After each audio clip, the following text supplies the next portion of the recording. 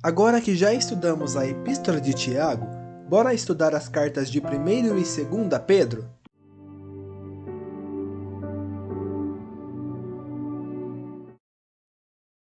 Em sua primeira carta, Pedro escreve aos irmãos da Ásia Menor. Esses irmãos estavam passando por uma grande perseguição e descobriram que a vida dedicada a Deus pode levar a terem dificuldades em relação ao próximo, por conta das autoridades governamentais e das escolhas equivocadas. Para fortalecer a fé dos irmãos, o autor lembra da recompensa que esperavam ao término da sua vida terrena. Diante da questão, o que o cristão deve fazer e pensar diante do sofrimento, o autor garante que Deus tem um propósito bem definido, permitindo dificuldades, os encorajando em 5 pontos. Deus usa o sofrimento para moldar o caráter divino nos cristãos. Viverem uma vida de retidão, mesmo diante da maldade.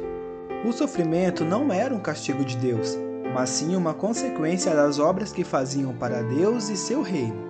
Submissão dos cristãos uns aos outros para o bem do Evangelho e para que houvesse boa relação entre eles. Destaca ainda o tema central do Evangelho. Cristo suportou a agonia da cruz para nos salvar da escravidão do pecado. Já na segunda carta, Pedro reconhece seu martírio, não com tristeza, mas com alegria, porém prevê a apostasia da última etapa da igreja. Então ele exorta a crescer na fé e no conhecimento.